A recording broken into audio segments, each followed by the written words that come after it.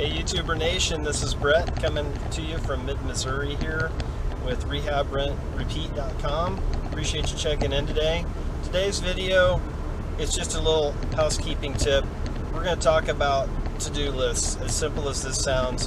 I wanted to share with you two tools that have worked for me very, very well. One of them's high-tech, one's super low-tech. One is a notebook that I keep with me all the time. Every job site. My properties are spread out over 4 different towns. The closest one's 2 minutes away, and then I have a 10-plex that's about an hour and a half away. So I find that I've just got to always keep my thoughts as organized as possible, which is not an easy task for me, I might add. Some people have that gift and they're detail people, and unfortunately that is not me. So this to-do list I'm talking about, I use two things, and I try to just be as consistent as possible with it. One is just a plain old-fashioned notebook. You know, I've tried you remember those Trapper Keepers? If you're a Gen Xer, you probably remember these Trapper Keepers back in high school. Those things are actually pretty sweet. They've got all the pockets and this and that, but I bought a number of those over the years. Those work pretty effectively for me for keeping all kinds of small things handy in my work truck. But at the end of the day, just a super cheap spiral bound notebook does it for me every time. I don't know why, but it's just so simple. Keeps all my notes, phone numbers, you name it, in one place. So before you jump off this video, because this seems like the lowest tech suggestion or tip ever, I wanted to mention the other thing I use quite a bit is Google Keep. Probably a lot of you have Android phones. You probably are using the Google Cloud Suite, things like Google Docs.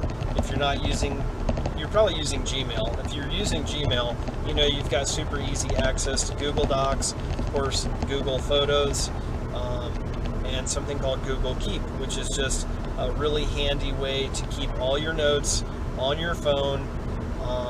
What I tend to do is have a separate Google Keep document for every single one of my apartments, and I measure everything when I'm there.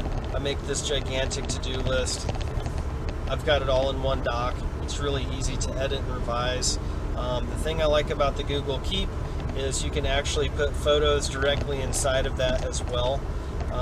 Whether you're chasing down a certain kind of stove plug, for example, or you need to jot down measurements for new blinds you need to pick up, color codes, trim that you need to match, whatever it is, I find Google Keep to be a huge helper. So those two things together helps me stay organized. I do have a part-time office manager who really focuses on keeping the bills paid. That's a neighbor. She's great. That allows me to just focus on the actual physical properties. I'm still doing a lot of rehab work.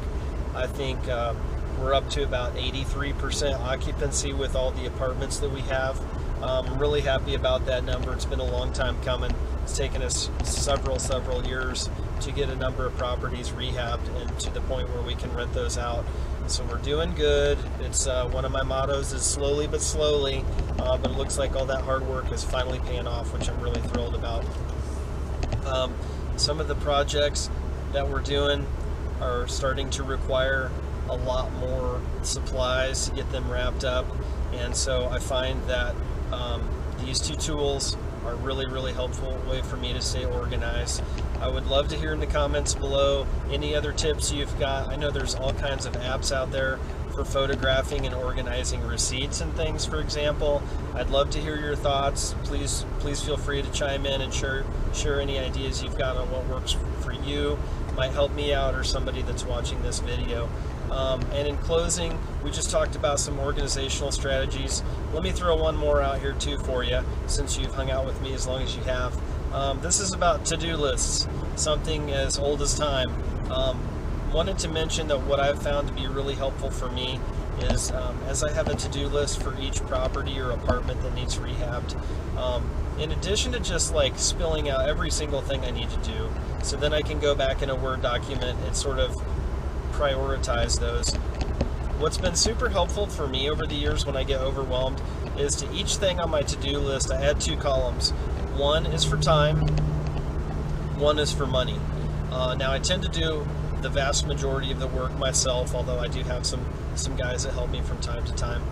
But what consistently amazes me is when I really take the time to dive into that and build myself a good priority list with the 2 columns of time and money. By and large, it's really more about time than it is money.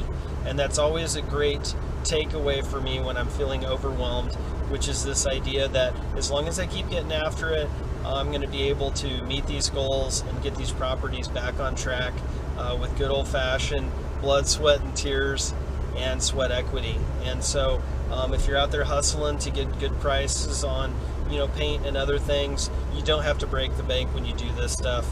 And keep in mind that there's always time to come back to do what I call a phase 2. So oftentimes we walk into a thrashed apartment or property and we want to put all new flooring, all new kitchen, all new ceiling fans, all new paint, on and on and on and on. Try to slow your roll just a little bit and see if instead you can approach it as sort of a phase 1, phase 2 approach, where you hit some of the low-hanging fruit, the things that maybe will add more perceived value straight away. Spruce up the kitchen. Don't break the bank on that. In fact, please visit our website where we've got some links to some Meet Kevin videos that he's done where he's basically spruced up kitchens for less than $250. It's just amazing what you can do with a little creativity and a little time spent on Pinterest.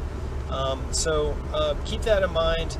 Phase 1, phase 2, that really helps me from getting overwhelmed, knowing that I tend to have a buy and hold strategy. I'm going to have these properties for a while.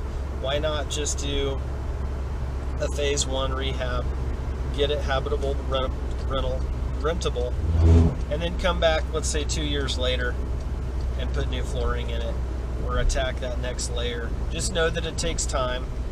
And I hate to say it, but most renters aren't looking for a brand new apartment. They're in a pinch, they're in a bind, they got to move. Sometimes it's the least of their worries is how that floor looks, or is that a white fridge versus stainless steel. I mean, it's just literally not on their radar of things that they're worried about. And so I think a common problem that beginning DIYers have is that when they get into a property, they want to do everything up front. I mean, who doesn't? Everybody wants a place to look brand spanking new by the time they're done with it. But in this game, honestly, it's about pacing yourself. It's about being smart with cash flow. And basically that means kind of being careful, not getting carried away. You don't need to add $3,000 worth of new appliances in there if the old white fridge is working great and it cleans up really well. It just kind of, a lot of it depends on your market and basically the income level that your tenants are at. But really start trying to think in terms of phase 1, phase 2. I think what will surprise you is the vast majority of things that you want to do in there, at least if you're like me, are phase 2 things. Like I may want to put $3,000 worth of new flooring in an apartment, but to be honest, the old flooring's probably fine for another tenant or 2. I probably don't have to get quite so carried away with things straight away. I do like to put new ceiling fans in, and honestly, new kitchen faucet, new bathroom faucet, new light fixtures, things like that are fairly cheap, and they really pack a lot of punch. And you know what? I've been told time and time again by new tenants that when they come look at my places, that like they're the nicest, cleanest places they've been able to find. So that's a hell of a compliment.